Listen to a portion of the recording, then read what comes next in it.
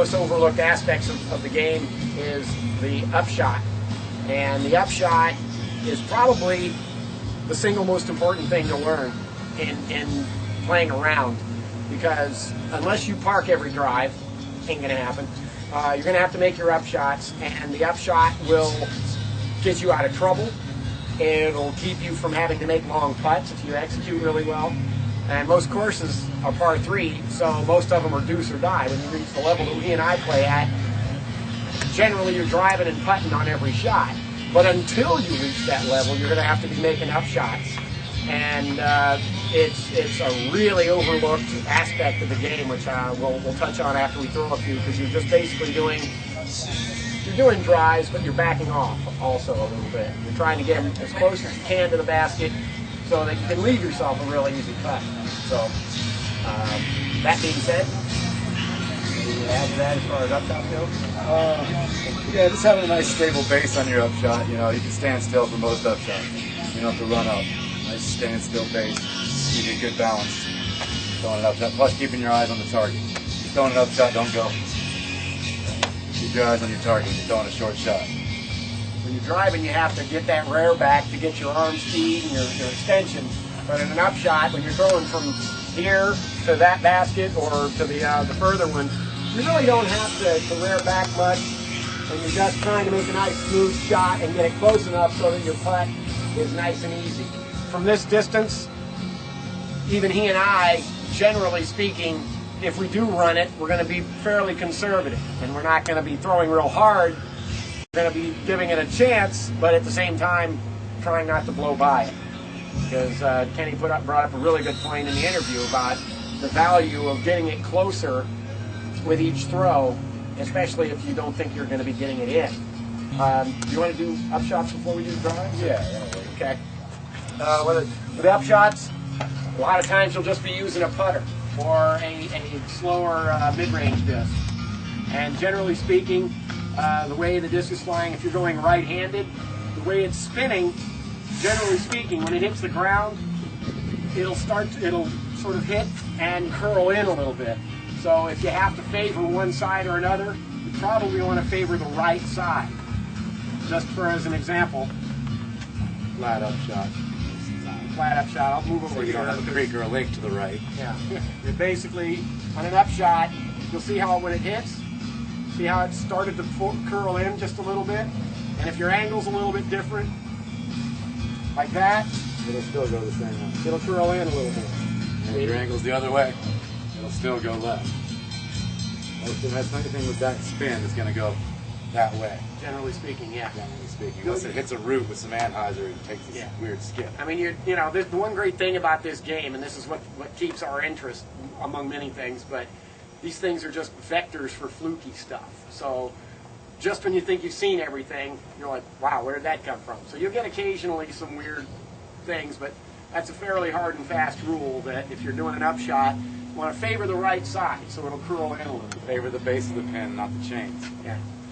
Because especially in the early stages, playing par golf, that's what you're shooting for right now. Even at the highest end of the game, we're not going to make this shot most often.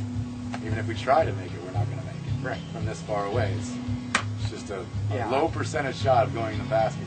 You could have a wall behind the basket where you might want to run at it hard. This is a wall, a hill, or stop it. Then you could have a cliff behind the basket where you're not going to want to run. You know, you're going to want to make sure I'm short. Oh, be short, please be short, right? So Have a short there's different types of upshots that you're going to have. Right. Some of them you're going to want to play really safe on. Some of them you can be a little more aggressive with. Now, But most of the time you're going to want to use the bottom pole where the ground and the pole meet as your target.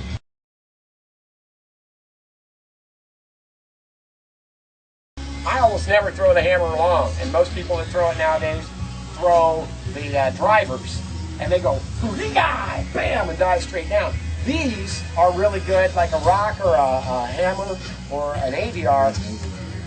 They're real good for short-range shots like this. For instance, throwing this thing, I can throw it out here like this, and it'll just slide right up. And you can actually hit the ground sooner, and they'll skitter. You know, so I mean, there's a lot of value in knowing little trick shots like that, especially if you're in the weeds. Low ceiling? Yeah, I mean, say I've got a bunch of weeds in front of me, I got nothing, I can't throw this. I might have a hole somewhere up in here, and you can throw a shot out like that and get it to curl back. You know, so little trick shots like that will help you too. As far as mid-range shots like this. This would be a short tee shot or a lengthy up shot. Now when you're doing the X step on distances like this, I tend to slow my footwork down a lot. There's no need to put an awful lot of torque on it, and I tend to just be real slow and deliberate. Watch this. You can also stand still and achieve a decent amount of distance with having stability and balance. I like to stand still on up shots of this distance. Usually it's just kind of rear back here and let my body do the work. Sometimes you'll be standing in an area where you're on a hill or got some roots around your feet, some bushes you can't run up. You're going to have to stand still once in a while to throw up shots. Probably one of the hardest things you'll have to deal with, and it will happen in a round, is that, let's just say this is a tree, or let's just say that tree is a tree, how about that? And let's just say that from here over is complete woods. And you're right here, and you got to throw a shot here. Well, you know, it's kind of hard, you can't lean like this. When you're standing here, you can get your full extension, but when you're trying to throw like 4 this, feet. Give yourself Like 4 foot of swing there. Yeah, what happens, the problem with this is that you want to get your backswing, but people tend to start here and then do it like a, you know, 270. 270, thank you, skateboarder. But, yeah, and it's really hard to do it that way. And what I tend to try to suggest to people is to kind of stretch it out this way so that you can get your extension here. And this is a hard shot. This is one that I think most people do not practice.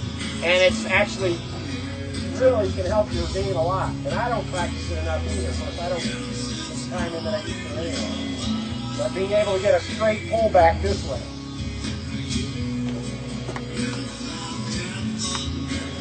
I use that shot a lot in competition. When I'm stuck in a bad area and I need to get out to the open spot, you know, I'll even stretch it way down, get way out there. And I'm gaining myself, you know, 8 feet. My hand on my toe, out around the obstacle. Yeah. Where if you put your right foot behind the obstacle, look at the difference. There's another real good endorsement for stretching out before you play.